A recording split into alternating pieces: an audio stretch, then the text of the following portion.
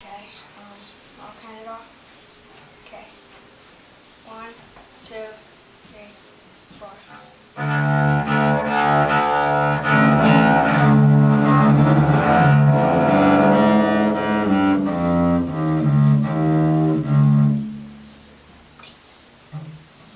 Relax. You want to start again? Yes. All right. Relax. Relax. It's okay. Have fun. 1, 2, 3.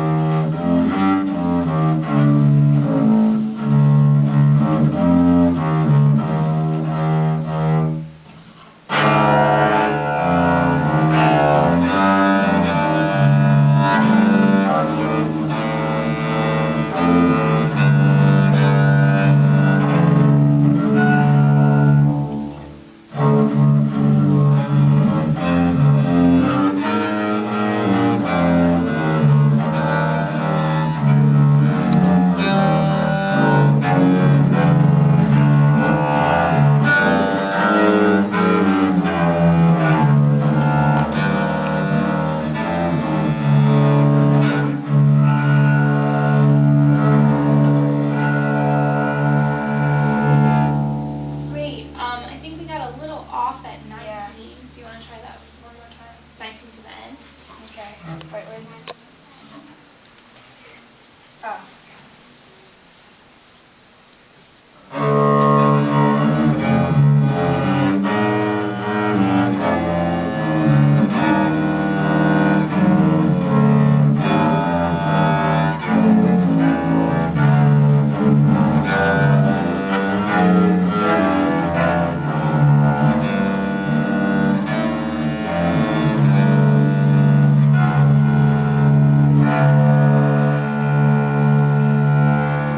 Okay, great job. You had a really nice balance, so both of you were playing at a good dynamic, so I could hear both of you really well, so that was great.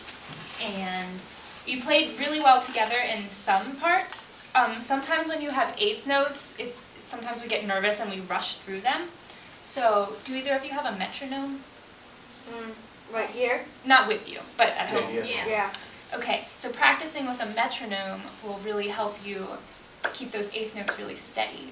So can we just try from the beginning to 10 and I'll clap for you like a metronome? Okay. So you can count off and I'll just clap for you.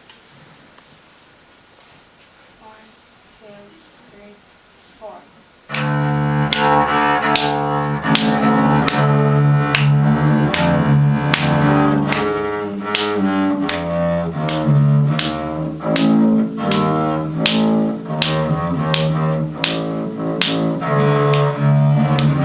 Do you see how there we rushed through those eighth notes a little bit?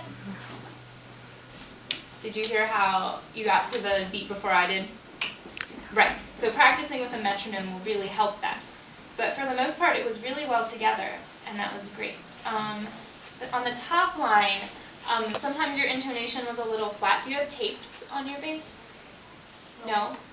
If you get your teacher to put tapes on so you can see where the notes are, that'll be easier, and then eventually you'll be able to hear it, and then you won't need the tapes anymore. But for right now, since the spacing's really large and it's really difficult to get in tune, you might want to have tapes to know exactly where those notes are. So that'll help. So some of your intonation is just a little low, so you'll want to listen to that. But for the most part, it was really great. Can we just do the beginning to 10 one more time? And really try to play together and try not to rush those eighth notes. I didn't ask to be tuned. Is my bass in tune? Can you talk for me? All of the strings. Yeah, that's good. Oh, and one more thing is when you're performing, you'll want your bass to point towards your audience. So I know we have some here. Right. So There you go. You always want your F holes pointing out because that's where the sound comes from. All right. So one more time. 1, 2, 3,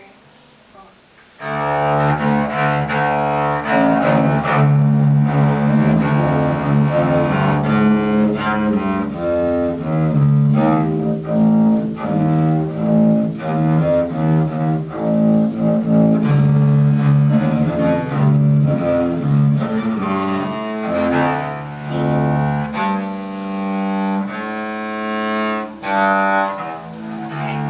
Well, great job. I messed up a little bit. Oh, it's fine. Don't worry about it. One more thing is to get a really big sound, you'll want to use a little more bow. Sometimes, especially when we just start, we tend to use like just a little bit of bow, but you have the whole bow, and that'll help you get a much bigger tone.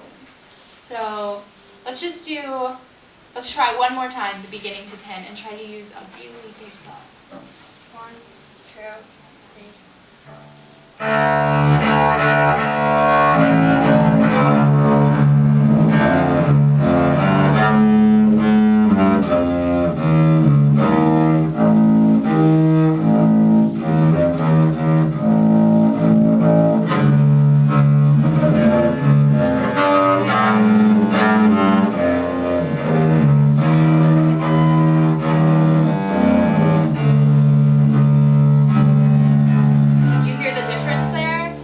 Yeah.